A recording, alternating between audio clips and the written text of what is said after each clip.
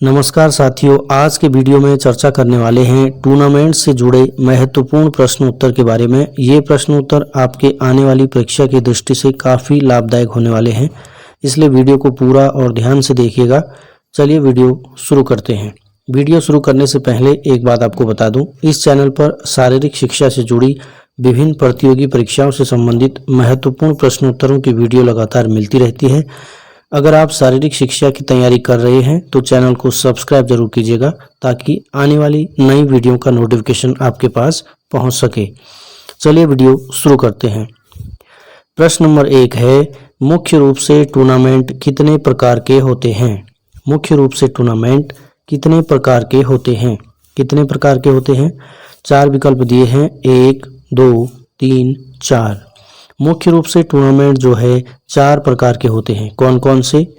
एक knockout tournament, दूसरा league tournament, तीसरा कॉम्बिनेशन टूर्नामेंट और चौथा चैलेंज टूर्नामेंट। इसलिए मुख्य रूप से टूर्नामेंट कितने प्रकार के हो गए? 4 प्रकार के। दूसरा प्रश्न है, लीग टूर्नामेंट को दूसरा किस नाम से जाना जाता है? लीग टूर्नामेंट को दूसरा किस नाम से जाना जाता है? किस नाम से जाना जाता है? 4 विकल्प दिए हैं, round robin tournament, knockout tournament, combination tournament, उपरोक्त सभी। यह प्रश्न पिछली परीक्षाओं में भी पूछा जा चुका है।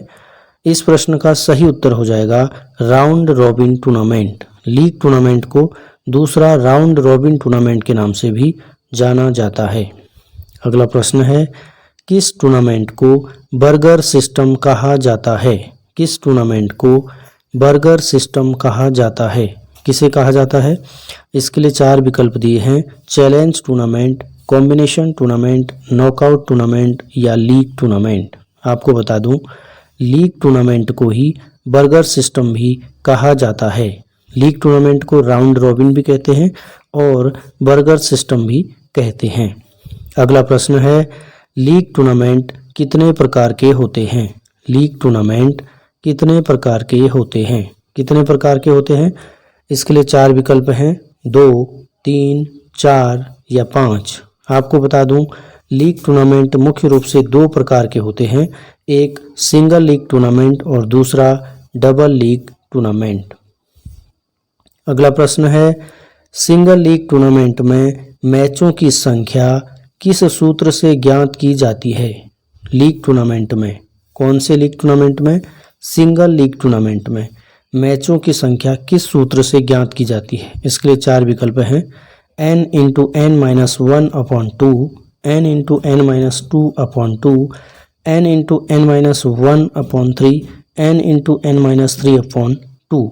इनमें से जो सही उत्तर हो जाएगा वह है n × n-1/2। इस सूत्र से जो है सिंगल लीग टूर्नामेंट में मैचों की संख्या ज्ञात की जाती है। बढ़ते हैं अगले प्रश्न की तरफ। अगला प्रश्न है, डबल लीग टूर्नामेंट में मैचों की संख्या किस सूत्र से ज्ञात की जाती है? डबल लीग टूर्नामेंट में मैचों की संख्या किस सूत्र से ज्ञात की जाती है? इसके लिए 4 विकल्प हैं, n × n-2, n × n-1, n × n-3 या n × n-1/2 ब्रैकेट क्लोज। इनमें से जो सही उत्तर हो जाएगा वह है n × n-1। Double league tournament में मैचों की संख्या ज्ञात करने का जो सूत्र है वह है n × n-1। बढ़ते हैं अगले प्रश्न की तरफ। अगला प्रश्न है, कॉम्बिनेशन टूर्नामेंट कितने प्रकार से आयोजित किए जाते हैं? कॉम्बिनेशन टूर्नामेंट कितने प्रकार से आयोजित किए जाते हैं? कितने प्रकार से किए जाते हैं? 4 विकल्प दिए हैं इसके लिए, 3, 8, 4 या 2। आपको बता दूं, कॉम्बिनेशन टूर्नामेंट 4 प्रकार से आयोजित किए जाते हैं। कौन से 4 प्रकार से आयोजित किए जाते हैं? League cum league, knockout cum league, knockout cum knockout, league cum knockout. Combination tournament मुख्य रूप से 4 प्रकार से आयोजित किए जाते हैं। अगला प्रश्न है, निम्न में से कौन सी विधि लीग टूर्नामेंट में फिक्सर तैयार करने हेतु प्रयुक्त नहीं होती है? निम्न में से कौन सी विधि लीग टूर्नामेंट में फिक्सर तैयार करने हेतु प्रयुक्त नहीं होती है? कौन सी नहीं होती है? 4 विकल्प हैं, चक्रीय विधि, सीडी विधि, सारणी विधि, खो खो विधि। आपको बता दूं, चक्रीय विधि, सीडी विधि और सारणी विधि ये तीनों ही विधियां लीग टूर्नामेंट में फिक्सर तैयार करने हेतु प्रयोग की जाती हैं, किंतु खो खो विधि जो है प्रयोग नहीं होती है, क्योंकि खो खो विधि कोई विधि नहीं है। अगला प्रश्न है, नॉकआउट टूर्नामेंट में मैचों की संख्या किस सूत्र द्वारा ज्ञात करते हैं? नॉकआउट टूर्नामेंट में मैचों की संख्या किस सूत्र द्वारा ज्ञात करते हैं? किस सूत्र के द्वारा ज्ञात किया जाता है?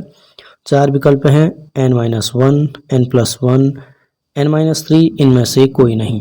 सही उत्तर हो जाएगा n-1। अगला प्रश्न है, राउंड रॉबिन टूर्नामेंट में फिक्सर तैयार करने हेतु कितनी विधियां प्रयोग में लाई जाती हैं? यहाँ पर विधियों छपा हुआ है, उसको विधियां पढ़ा जाए। राउंड रॉबिन टूर्नामेंट में फिक्सर तैयार करने हेतु कितनी विधियां प्रयोग में लाई जाती हैं? कितनी लाई जाती हैं? 4 विकल्प दिए हैं, 2, 3, 5 या 7। इनमें से सही उत्तर हो जाएगा 3। राउंड रॉबिन टूर्नामेंट में मैचों की संख्या ज्ञात करने हेतु 3 विधियों का प्रयोग किया जाता है। कौन कौन सी? चक्रीय विधि, सारणी विधि, सीडी विधि। अभी के वीडियो के लिए बस इतना ही। अगर आपको वीडियो पसंद आई है तो प्लीज़ वीडियो को लाइक, चैनल को सब्सक्राइब कीजिएगा, क्योंकि इस चैनल पर इसी तरह की नॉलेजेबल वीडियो मिलती रहती है। वीडियो में अंत तक बने रहने के लिए आपका धन्यवाद।